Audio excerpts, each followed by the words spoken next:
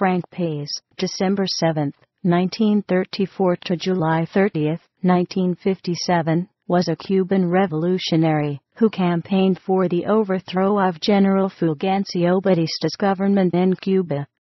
The sophistication of revolutionary thinking and his logistical abilities were equal to Fidel Castro's. Pais was the urban coordinator of the 26th of July movement and was a key organizer within the urban underground movement, collaborating with Fidel Castro's guerrilla forces which were conducting activities in the Sierra Maestra Mountains. Pais was killed in the streets of Santiago de Cuba by the Santiago police on July 30, 1957. His father was Francisco Pais Basqueira, a Protestant pastor married to Rosario Garcia Calvino. Both were from Marin in Galicia, Spain, and immigrants to Cuba. Francisco Pais Basqueira was one of the founding members of the First Baptist Church of Santiago de Cuba. Upon his death, Rosario Garcia Calvino took sole charge of 5-year-old Frank and his younger brothers Augustin and Josu, who were 3 and 2 respectively. The family still struggled financially, although she taught piano to make ends meet. Frank later began to study architecture, but abandoned his studies to enroll in the Oriente Teachers College, from which he graduated on July 6, 1953. Although the activity of Fidel Castro's guerrillas in the Sierra Maestra Mountains came to preoccupy the forces of General Fulgencio Batista, and also formed the cornerstone of subsequent accounts of the Cuban Revolution, campaigns by rebel groups in the major cities and towns of Cuba also played a key role in bringing an end to Batista's reign. It is in these cities and towns, in both open and underground organizations, that plans were debated and actions implemented. These organizations included labor unions, where the communists were organizing fighting committees, and university and high school groups, where the Revolutionary Directorate and the 26th of July movement had influence. Groups were also forming in the professional and business organizations of the middle and upper classes. The underground movement against Batista was everywhere, but nowhere was it stronger than in Santiago, the home of Frank Pais. On March 10, 1952, Fulgencio Batista came to power through a coup d'état. Frank went together with other young people to the Moncada barracks in an unsuccessful attempt to demand arms in order to defend the democratic government of Carlos Prío Soares. Shortly after Castro's attack on the Moncada barracks in Oriente province in July 1953, Frank Pais began talking with students and young working people, men and women he knew personally, drawing them around him in an informal revolutionary group that became known as the Revolutionary National Action.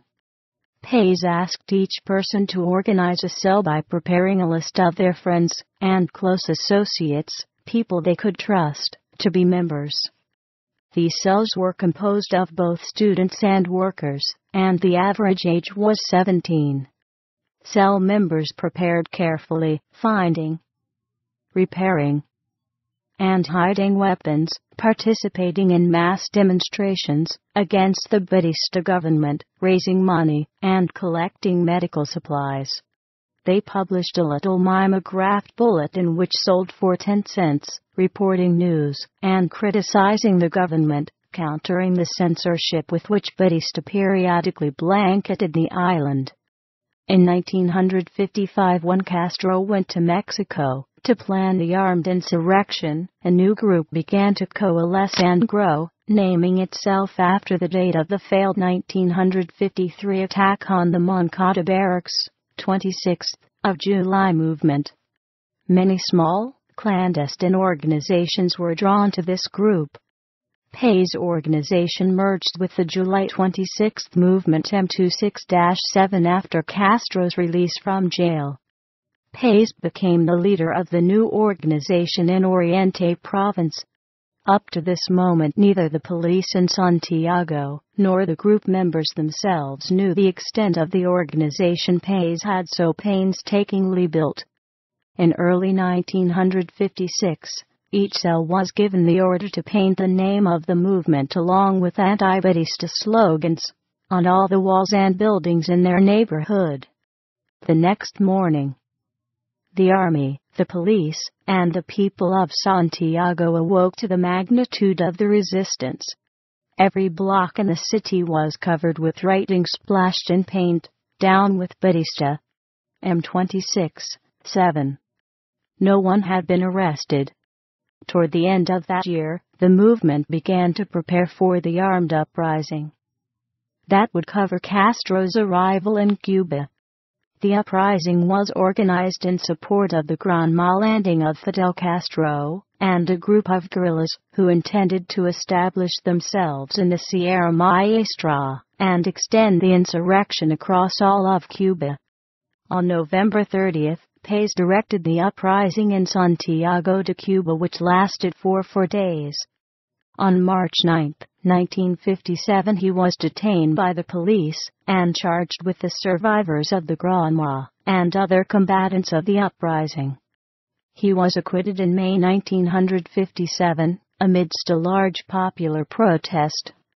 From this time he was one of the principal organizers of support to the rebels in Sierra Maestra and the extension of the insurrection throughout the whole island.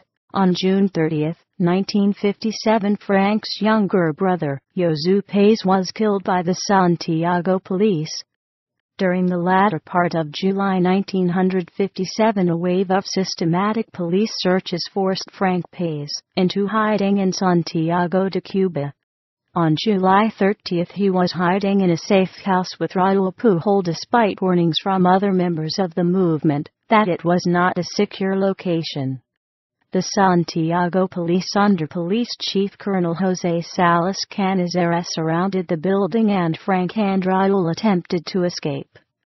However, an informant betrayed them to the police as they tried to walk to a waiting getaway car. The police officers drove the 2 men to the Callejón del Muro or Rampart Lane and shot them both in the back of the head. In defiance of Batista's regime, he was buried in the Santa Ifigenia Cemetery in the olive green uniform and red and black armband of the 26th of July movement. In response to the death of Pais, the workers of Santiago declared a spontaneous general strike. This strike was the largest popular demonstration in the city up to that point. The mobilization of July 30, 1957 is considered one of the most decisive dates in both the Cuban Revolution and the fall of Batista's dictatorship. This day has been instituted in Cuba as the Day of the Martyrs of the Revolution. The Frank Pais Second Front, the guerrilla unit, led by Raul Castro, in the Sierra Maestra, was named for the fallen revolutionary. His childhood home at 226 San Bartolome Street was turned into the Santiago Frank Pais Garcia House Museum and designated as a national monument. Also, the international airport in Holguin, Cuba, bears his name. After the death of Pais, it was alleged by ex-Castro exiles living in Miami that Vilma Espin, later married to Raul Castro, betrayed Frank Pais to the police. These exiles claimed she did this at the behest of Fidel Castro, who allegedly feared that Pais was becoming too popular. Espin denied this claim and there is no evidence to support these allegations.